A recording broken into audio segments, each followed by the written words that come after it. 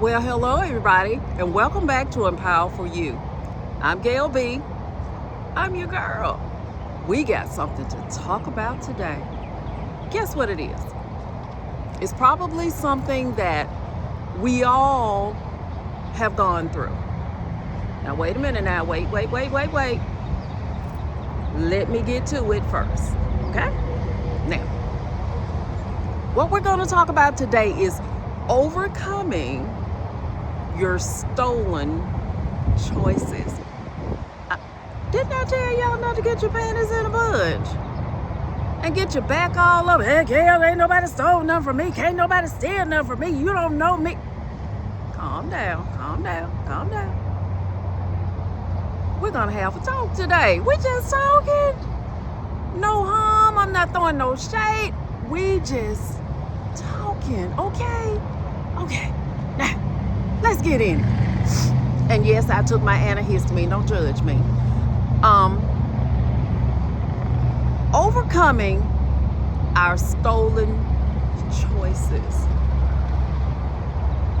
In our lives, we all, whether you admit it or not, we all have had choices stolen from us.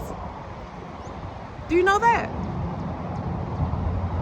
We've been in situations where we went along to get along, and when we knew it was right to speak up, we didn't. When it was right to tell a friend or a family member the truth, we didn't. When we were in relationships that we knew were not working, we didn't get out. We continued to stay in believing that we could fix it. How do you fix something that you didn't break? Why would you even put yourself in that type of situation to try to fix something that you did not break? We already live in a broken system as it is. Everything around us is broken and fragmented. And we are like navigating a minefield, going through life in survival mode, just constantly in survival mode, making choices that we don't all the time want to make. But a lot of times at that time, these choices need to be made. So what do we do? Do you want to face those stolen choices?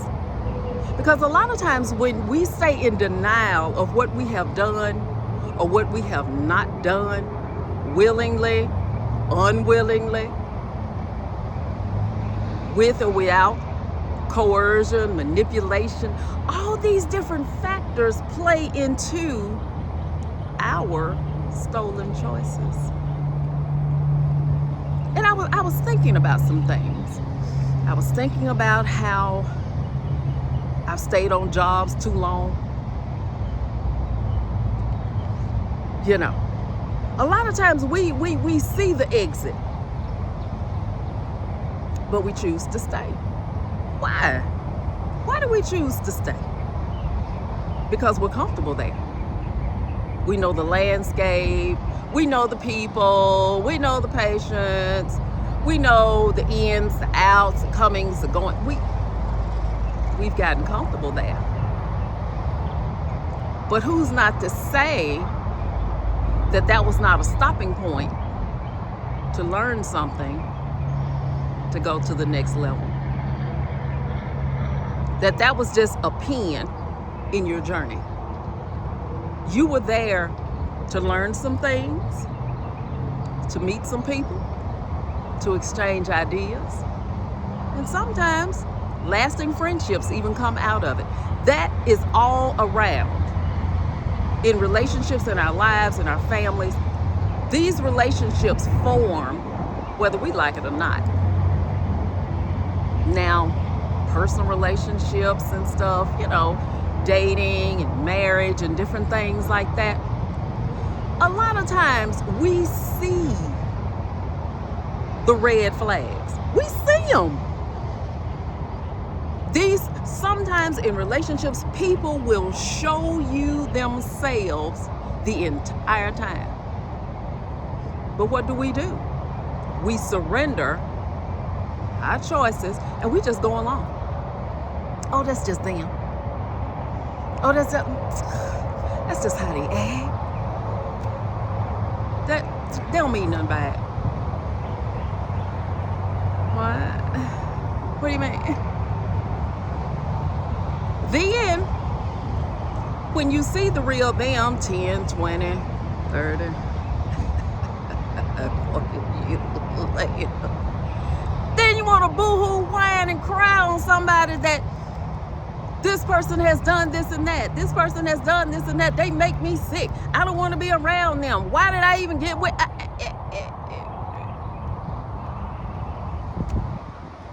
Why are you saying that now? They didn't change into anything. They were the exact same thing when you met them. They didn't change into nothing. The only thing they did was get older.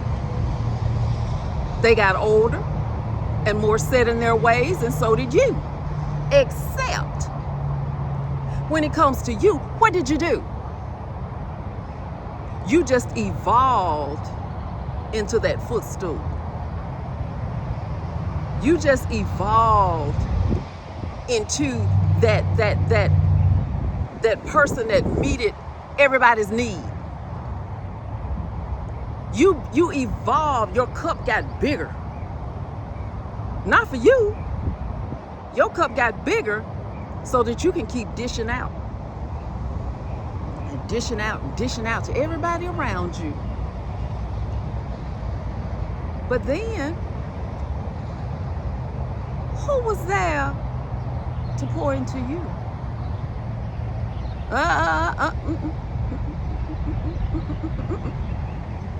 Do not. Don't answer that right now. I want you to sit on that for a minute. I want you to just marinate on that thought for a minute.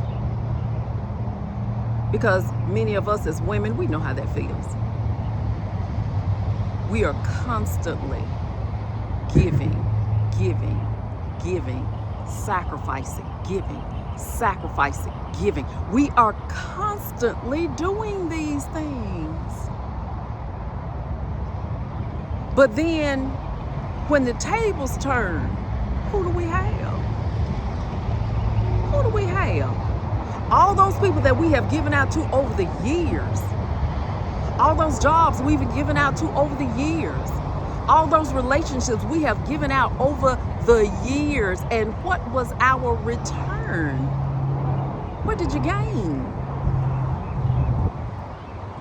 You know, in business, that's called an ROI. Return on investment. All of these things in our lives that we've invested in, what was our ROI? What did we gain? You know what we gain? Do it some more. Do it again. Keep on doing it. It's your job. You've been doing it all this time, so why stop? You have heard every last one of those. Every last one of those things I just said to you, you've heard that before. Oh, you changing. Oh, you funny acting now. Oh, you bougie. Oh, it's everything all about you now. Darling, it's been about you all the time. You just didn't know it because you were too busy giving yourself away. You were the prize the whole time, but you were too busy giving your wealth away. As the scripture calls it, pearls before swine. You were too busy giving your pearls away instead of stringing a necklace for yourself and enjoying your own wealth. You were too busy watching the swine trample on your precious goodness, on your generosity, over your understanding. What? Yeah, the wind a little high today, ain't it? But it is a gorgeous day, and I am enjoying the sun. But think about this now. Think about it. What is it? What is it? We were trained like this. This came with our training. This is who we are. We were trained to be that person. Turn the other cheek. Give till you can't give no more. Forgive 70 times 7 a day. Once you've done that, what's left for you? Huh? Come on now. What's left for you? Are you tired? Are you tired? Are you tired of constantly running on empty? Are you tired? How long has your cup been empty and you just acting like it's full? Are you just creating stuff to fill your cup? Constantly brewing, constantly brewing, constantly brewing, refilling, refilling, refilling, refilling. You're a wonder all by yourself, aren't you? But what about you? Where do you fall in this equation? People have shown you over time that you don't matter. That your feelings don't matter. Your resources don't matter. You don't matter. Your emotions don't matter. Your cares, what's going on in your life. People have shown you this over time. And a lot of times they didn't say it, but they showed you. When you needed to talk about a problem or a concern or just vent because something was on your mind. What happened? They turned the subject back on them. I don't care what you're going through right now. What I'm going through is more important than you or what you're going through. Listen to me. You ever had them conversations? I have. I've had them conversations more than I care to count. I don't even want to count it. When you need a shoulder to cry on.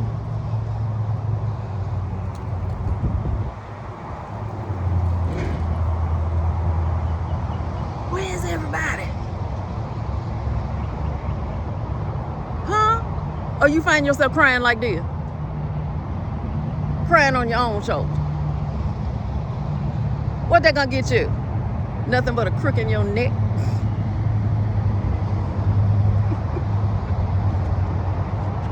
Stolen choices. We have given too much of ourselves away. Too much. Voluntarily. Then other times, we've given ourselves away involuntarily. Because we were forced into it. Manipulated into it. People know your weaknesses now. Don't think that they don't. They do. They know your weaknesses. Well, my child this. My mama this. Well, you know I'm sick. Well, you know I lost my job. Well, you know I don't have. Well, you know. Constantly. Constantly, constantly, constantly. Pulling on your heartstrings. They don't care. Just as long as you do what they want you to do. However they get it. Whatever they have to say, whatever lie they have to tell, as long as you do what they want you to do. At this juncture in my life, I call myself in a place of recovery and reconciliation. I'm in a place where I have learned the word no is very effective. And it works. You just have to stick to it. The scripture says to let your yea be yea and your nay be nay. a lot of us have made friends with nay. And we need to. A lot of us, we need to make friends with nay. No. And you stand on your no. Stand firmly on your no. And don't think that they're not going to come after you and try to weigh you down. That first no, they ain't mean that. They'll come back. Oh. They'll be. I'll come back. That third no. Oh. They still telling me no. Let's change it up a little bit. And they keep coming, they keep coming. They're trying to weigh you down. They keep coming, they keep coming. They're trying to see whether or not what's going to work to break your no. And eventually, what do most of us do? Okay, what? What do you want? What do you need me to do? What? You get to that point when you're so frustrated, you just want them to go away. Whatever it is you need me to do, okay. Just as long as you leave me alone and go away. Okay?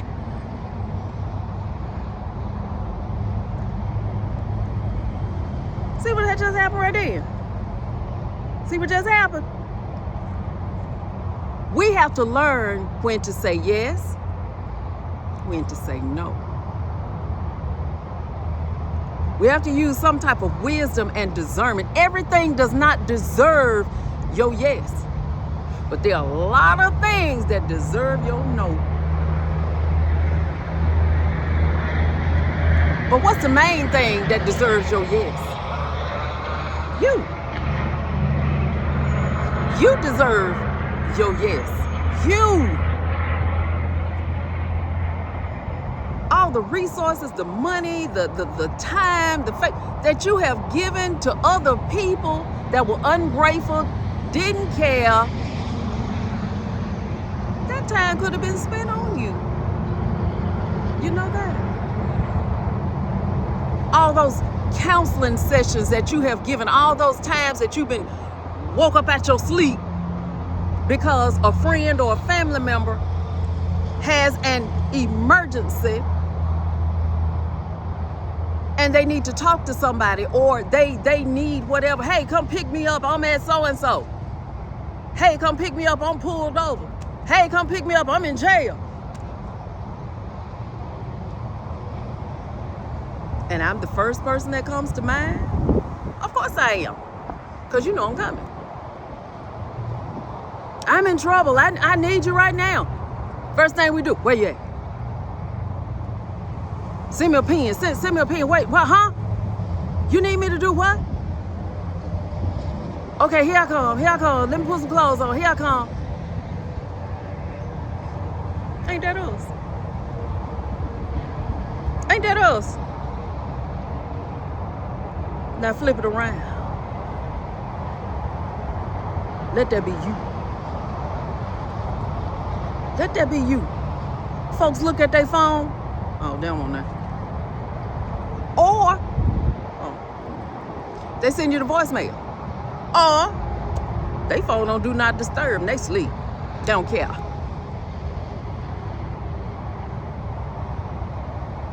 You know what it's like to be put on do not disturb?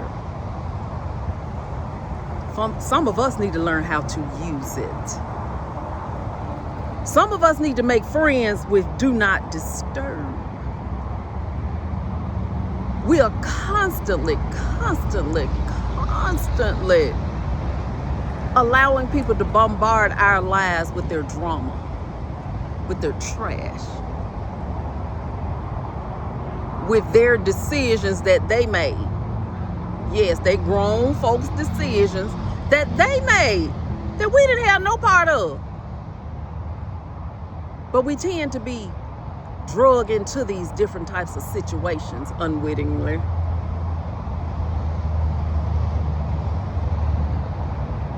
You need to pull yourself together.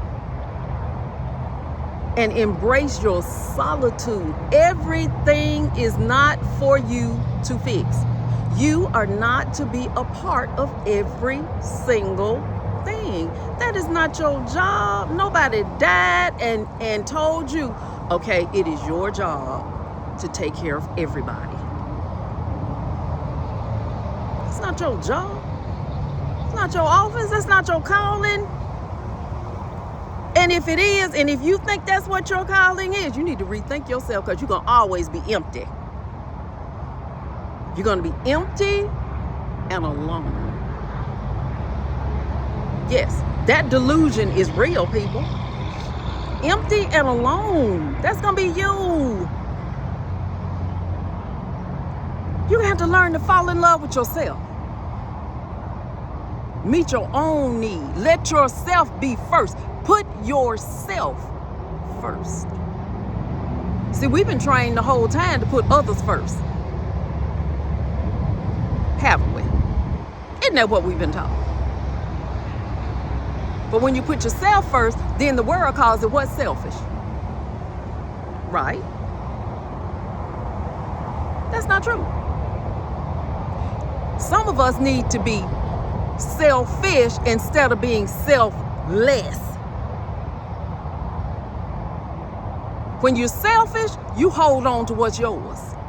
And you decide whether or not you choose to give it away. Your choice whether to help. Your choice whether to listen. Your choice whether to give out your divine wisdom.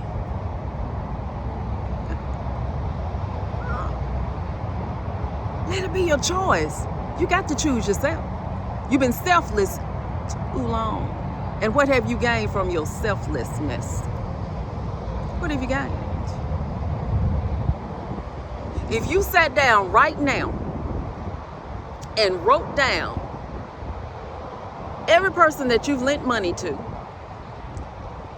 every person that you have lost sleep for, every person that you have rescued in their drama, what would you have left?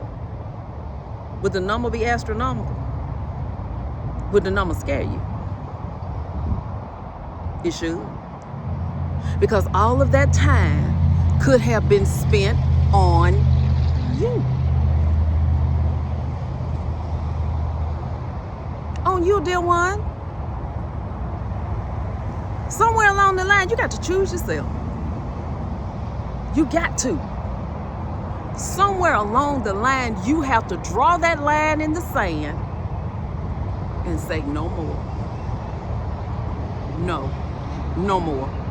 No more free rides. No more free tickets. No more access to me at will. No more. No more. You're going to have to make yourself unaccessible. When people know that you're accessible, they will run over you. They don't care whether you say no or whatever. They'll show up at your house. They'll show up on your phone. They'll show up on your job. They don't care. They'll show up while you're on the toilet, in the bathtub. They have an emergency. And you're the only person that can fix it. Solitude. Somewhere along the line, you're going to have to choose solitude. That quiet time. We're bombarded with noise all day long. Noise and demands and idle chatter and just noise all day long. And by the time we get home, we're so emotionally and spiritually drained, we have no time for ourselves. Because I know when I get home, I don't want to talk. There's certain times of the day where my body, my spirit kicks in and it starts to go into that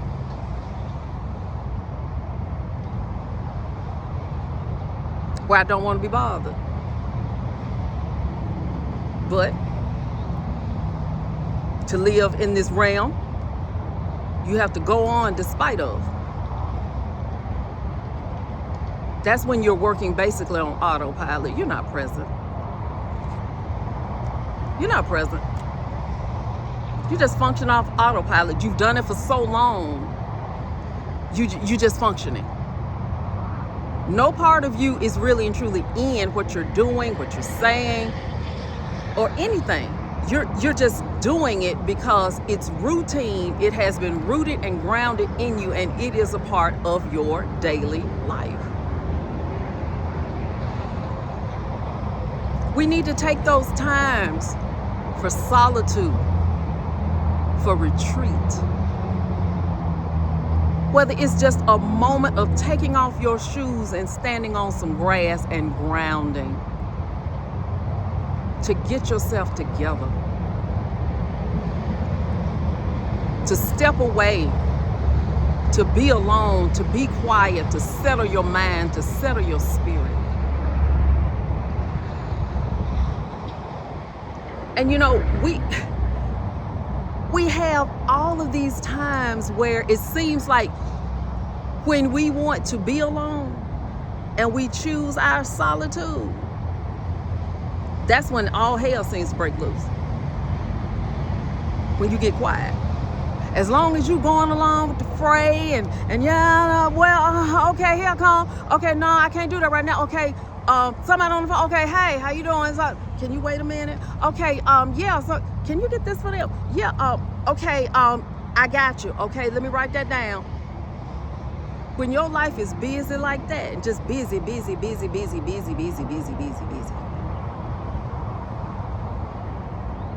and you become so overwhelmed,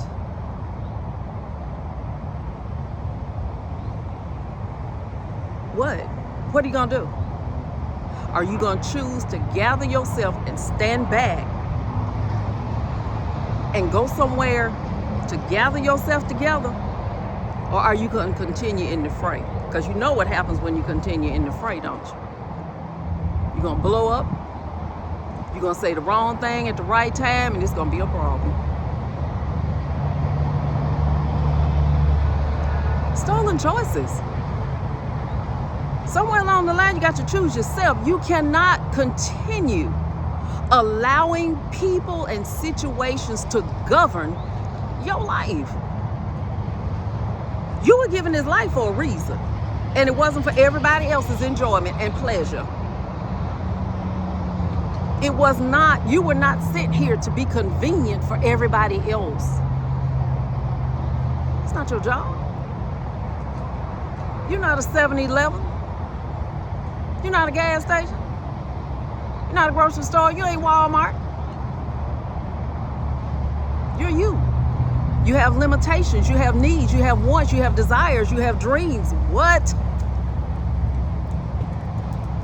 When are you going to take care of those things for yourself? When are you going to go to the grocery store and pick up some things for yourself? Huh? Take your pride back. Take your privacy back. Huh? When are you going to take these things back? Take your solitude back. Take your peace of mind back. Take your peace in your spirit back. Your freedom. When are you going to make a choice to do these things for yourself? You've already serviced everybody else.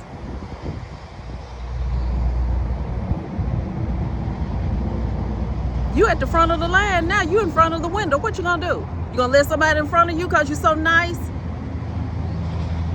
Oh, come on, you only got. Well, it look like your problem a little worse than mine. You can come on ahead of me. No, they can't.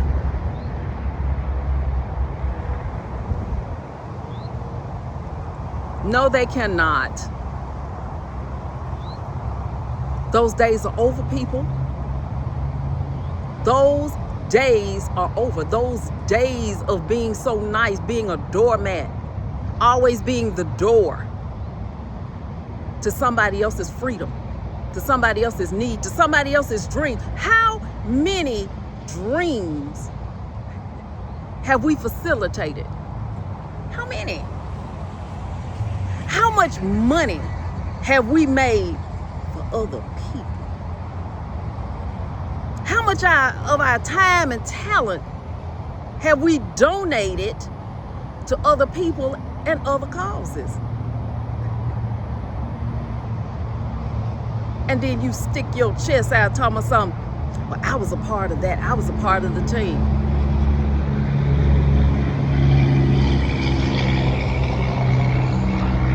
Great. I'm proud of you. I'm proud of you being a part of the team. Great job. Need a pat on the back? Need a cookie?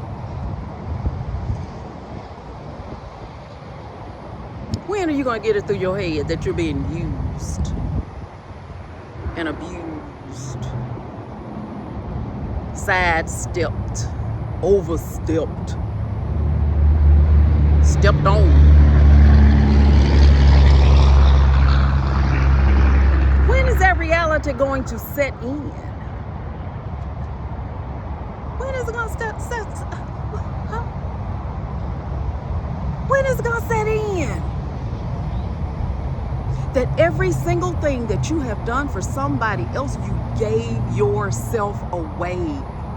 At this juncture in my life, I see myself as almost transparent because I've given so much of myself away. I've given so much of myself away. I have chewed up all my teeth, chewed my tongue up, turned the other cheek, walked away. Not now. Not now. Now's the time to be bold. Now is the time to speak up, to speak your truth, your authentic truth, not that made up truth that you make to get along. That truth that comes from your soul. It's time to speak your truth. It's time to stand for what's right. It's time to stand for you. Because nobody else ain't gonna do it. You're gonna have to stand for yourself. Come on, yo. It's your time. For some of us, it's past time. It's your time to claim your freedom, to claim your sovereignty, to embrace your no, to enforce your boundaries. We took the doormat up and we burned it. Now you got to step to me right. You're no longer welcome.